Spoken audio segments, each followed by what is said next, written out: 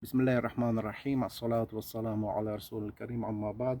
Assalamu alaikum wa rahmatullahi wa barakatuh. Assalamualaikum. Dārgie brāļi un māsas islāmā un labvakar visiem pārējiem.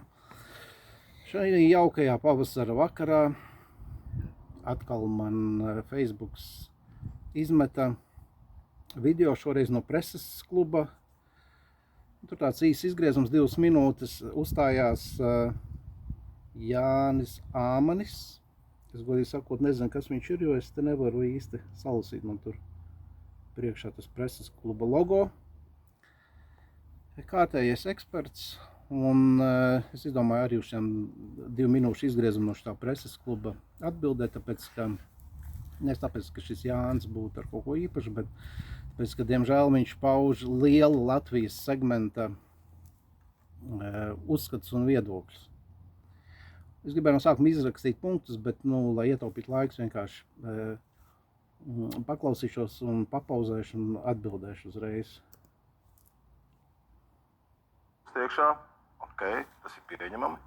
Nākamais ir, tad vai šie cilvēki respektē arī mūsu reliģiju uz to vietu, kur viņi ir atbraukuši. Mēs esam kristiešu valsts. Ļoti jauks punkts. Runa ir atkal par to pašu ažiotāžu, ka muslimi pāris nedēļas atpakaļ noskaitīja Ramadāna noslēguma lūgšanu. Nepietika visiem vietas. Un daļai nāca skaitīt uz ielas, cik es sapratu no brāļiem, ar kuriem es pakontaktējos, ka tas arī bija privāti īpašums. Viņi nebija uz publiskā ceļa, bet labi, to lai kompetentie orgāni izvērtē. Un šis pilsonis Jānis saka, ka tas, ka brauc muslimu emigranti, tas ir ok, bet viņiem vajag respektēt vietējo reliģiju, un mēs esam kristīgā valsts. Nav Latvija kristīgā valsts. Un respekts ir jānopelna. Jā, mēs kā muslimi mēs nedrīkstam neievērot tās valsts likumus, kurā mēs dzīvojam, ja viņi neiet pretrunā ar Dievu likumiem. Mēs sadzīvojam un tolerējam visas reliģijas, kaut gan uzstām, ka viņas ir maldu, ka visas reliģijas ir maldu mācības, izņemot islāmu. Bet mēs tolerējam un sadzīvojam. Un mums skaidri noteikti šariātā, kā izturēties pret grāmatas ļaudīm, kas ir jūdi un kristieši, pret pagāniem, neticīgiem, draugiem, ienaidniekiem, kaimiņiem, biznesa partneriem, biedriem, ar kuriem mēs kopā ceļojam un tā tālāk. Un viss tas balstās uz taisnīgumu, savstarpējo cieņu un toleranci. Un par kādu vietējo reliģiju viņš saka, ka viņi atbrauc, mums ir jāciena. Un kādā veidā mēs izrādījām necieņu vietējai reliģijai ar to, ka mēs skaitām lūgšanu. Starp citu, mēs skaitām lūgšanu tieši tāpat, kā to skaitīja Mūzes un Jēzus, kāds ir aprakstīts gan vecajā, gan jaunajā darībā. Liekot savu vaigu pie zemes. Un kāpēc, piemēram, nav problēma ar krišnīdiem, kas staigā apkārt un kladzena un dzied Hari Krišna? Tā nav necieņas izrādīšana jau kopš 90 gadiem pret vietējo reliģiju. Un kā ar bluķa vilcējiem pagāniem, kuru senči vārīja katlā jūsu kristiešu misionārus un ēda viņu sirds dalīja savā starpā. Tātad viņi bluķi var vilkt, kā ar ziedu nolikšanu akmens statujē, ko jūs saucat par brīvības pieminekli, kas ir tipiskais upurēšanas rituāls elkam. Tas neaskar jūsu kristīgo reliģiju. Un viņiem šis ir jārespektē. Neviļus, diemžēl, pat nevis neviļus, bet tā tas notiek. Esmu pats bijis vairākas reizes liecinieks par to, ka viņi nerespektē gan sievietes un arī šos te likumus, kas ir vietējie likumi, ētikas likumi. Viņš bija neviļus liecinieks tam, ka muslimi nerespektē sievietes. Es gribētu pateikt, ka atbilstoši oficiālajai Eiropas Savienības statistikai Latvija ir valsts, kurā katra 3. sieviete cieš no vardarbības. Tā kā jūs varētu paklusēt par respektu pēc sievietēm. Un pa kādiem vietējiem likumiem viņš runā, kas būtu jārespektē. Cik es zinu, ka man kā Latvijas pilsonim vai muslimiem, kas uzturās Latvijā, kuriem ir vīza vai darba vīza vai uzturēšanās atļauja, vienīgais likums, kas viņiem pēc Dieva likumiem būtu jārespektē, tas ir Latvijas satversme un krimināla likums. Nevis kaut kādi mistiskie vietējie likumi. Un ja mēs paskatāmies šariātu, tad 90%, ja ne visi 99% no tiem likumiem, ko satur Latvijas Republikas likumdošana, viņi nav pretrunā šariātam. Nedrīkst zakt, nedrīkst slepkavot, nedrīkst melot, nedrīkst pārkāpt laulību. Un ja mēs runājam par respektu pret sievieti, atbilstoši šariātu likumiem, muslims nedrīkst skatīties uz sievieti, kas nav viņa sieva, māte, meita, tante. Un pravietis Muhammads sallallahu alaihi wasallam teica, vīrietim ir labāk, lai viņam galvā iedur dzelzs naglu, nekā lai viņš pieskarās sievietē, kurai viņam nav atļauts pieskarties. Un kā jau es jums nosaucu, atļauts pieskarties ir tikai sievai un tuvākajām radiniecēm. Islāms pat aizliedz runāt ar pretējā dzimuma pārstāvēm bez vajadzības.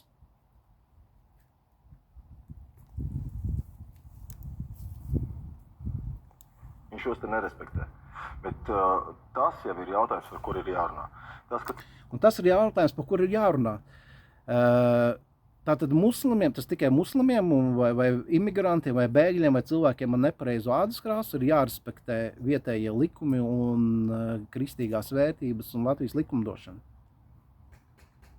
Es biju neviļus un viļus liecinieks tam, kā Latvijas pilsoņi, kristieši un komunisti un pagāni un nacionālisti nospļaujās uz vietējiem likumiem, zog, krāpj, sit pa seju viens otru, tirgo un lieto narkotikas. Es biju viļus liecinieks.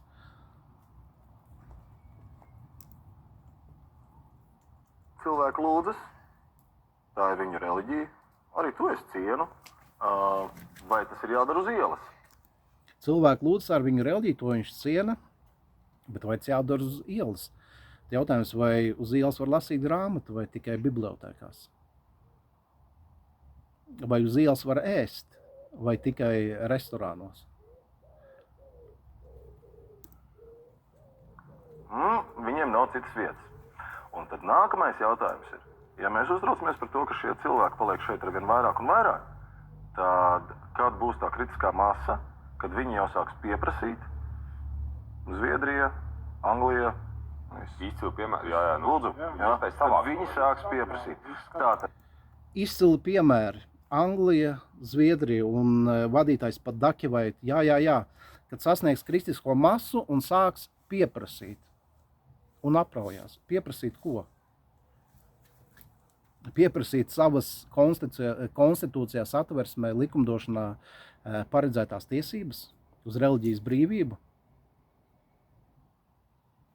Pieprasīt ko, lai veikalā varētu nopirkt haļaļu gaļu.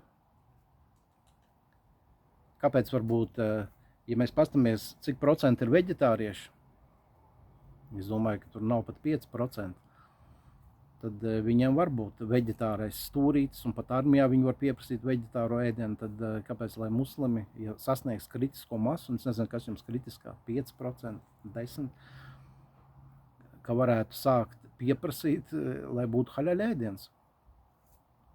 Vai pieprasīt to, lai atļautu mums skaitīt lūgšanas, atļautu mums celt mošejas, atļautu mums pielūgt Dievu, kā to darīja Jēzus, Mūzes, Ābrams un visi pravieši, un darīt to noteiktā telpā. Pieprasīt ko? Vai mēs sāksim pieprasīt to, lai cilvēki ievēro šariātu? Sāksim pieprasīt, lai cilvēki nemelo, lai cilvēki ciena viens otru, lai klausa savus vecākus, lai nezog, neslepkavo, nepārkāpj laulību, neiekāro citu sievu. To jūs baities, ka mēs sāksim pieprasīt? Vai jūs baities, ka mēs sāksim pieprasīt, lai par zādzībām īpaši lielos apmēros tiktu amputēta roka, nevis cilvēks ieliks cietumā un pēc tam 10 gadu baros un nodokļu maksātāju naudu labākajā gadījumā. Vai jūs baidieties, ka mēs sāksim pieprasīt to, ka pedofīlus izvarotājiem piespriest nāves sodu, nevis iebāzt cietumā uz 20 gadiem un barot no nodokļu maksātāju rēķiniem un iespējami arī no upuru ģimenes nodokļiem? Ko tieši sāks pieprasīt? No kā jūs to baidaties? Un es jūs varu nomierināt, ka kritiskā masa, kad mēs kaut ko sāksim pieprasīt, būs, ka mēs būsim 90% islāmticīgie Latvijā. Tad mēs sāksim pieprasīt, un pieprasīt mēs sāksim paši sev. Bet tikmēr mēs esam mazāk par 0,1%, ko mēs varam darīt, mēs varam ieteikt, kā jebkurš Latvijas pilsonis. Klausamies tālāk. Šis te ir jautājums, kurš ir jārisina, kā to kontrolēt, kā viņiem vismaz vai mācīt, apmācīt to, ka, lūdzu, izdalīt viņiem lapiņas, lūdzu, šeit ir tā kā mums pieņemts, jo kurā gadījumā mēs arī ceļojam, un mēs, vesels cilvēks, viņš pirms brauc, viņš painteresējas par šo te kultūru. Ja? Ko tu drīkst darīt, ko tu nedrīkst darīt, vai tu drīkst rādīt ar pirkstu, vai tu nedrīkst vispār aizpildīt testu. Aizpildīt testu, jā, teiksim tā. Jā. Un šiem cilvēkiem, manuprāt, arī vajadzētu. Varbūt es utopiski runāju, bet tas ir viens no variantiem. Runājot par šo te, kas ir par lūkšanas vietām. Izdalīt lapiņas, ko drīkst un ko nedrīkst. Viņš tiešām uzskata, ka mēs esam tādi mežoņi. Runa ir šī video, kas ir interesanti, ka savī kopā kaut kādus nelegālos imigrantus un ar cilvēkiem, kas skaitīja svētku lūkšanu. Starp citu, Maskavā tie bija vairāk 10 000 un tika nobloķēta satiksme. Latvijā tie bija pāris 10 privātajā teritorijā. Jūs domājat tiešām, ka nelegālie imigranti, mežoņi, kas nemāk lasīt un rakstīt, kaut kur Allā piedzimuši, viņi bez dokumentiem ies publiski uz ielas skaitīt lūkšanas? Come on. Viņiem vajag vietu, ja mēs negribam viņus redzēt zālienā, kas arī, protams, ir tā jocīgi.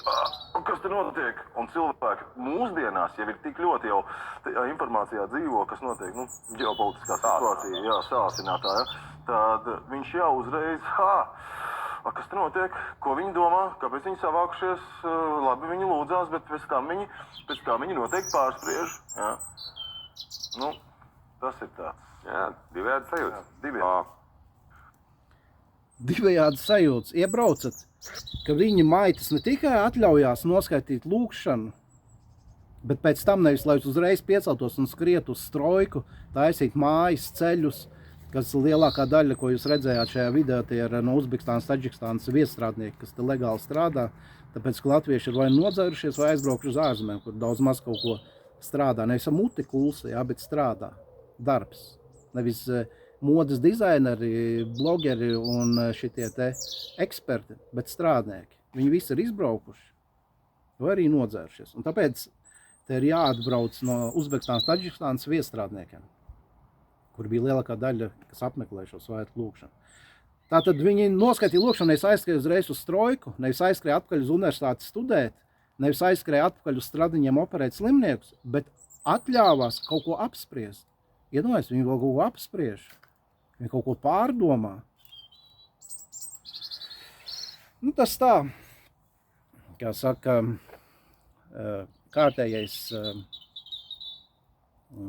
raidījums, un kā saka, sāsinātā politiskā situācija pasaulē, tuvie austrumi, tas viss ir pupu mizas. Vienīgais, kas ir, tas ir gadiem ilgi veiktā islamofobija, rasisms, nacisms, kas Latvijā tiek no valsts līmeņa, no pašas apakšas līdz valsts līmenim, mēdījos, tiek bīdīts, cilvēki tiek biedēti. Kāpēc? Tāpēc, ka no Krievu tanka, kurš tā arī 30 gadus nevar atbraukt, neviens vairs nebaidās. No Ukrainas droniem baidās tagad. Bet no tiem nedrīkst baidīties, mēs viņiem paši viņus iedavām. Tāpēc ir jābaidās, jābiedē no muslimiem, kuri te sabrauks, pacels cenas, nogriezīs pensijas, pacels pensijas vecumu, pacels degvielas cenas. Un interesanti, ka kārtējs raidījums, kur tiek apspriest islāms muslimi, uzaicināt eksperti. Es nezinu, kas ir šis Jānis un kas tie pārējie, bet neviens no islāmticīgo pārstāvjiem netika uzaicināts. Kas arī par kaut ko liecina. Visiem labvakar vēlreiz. Un uz šīs jautrās nots parādīšu jums vēl, ka viss nav tik bēd. Avenītes drīz ziedēs. Rabarberīšus tikko apcirpu.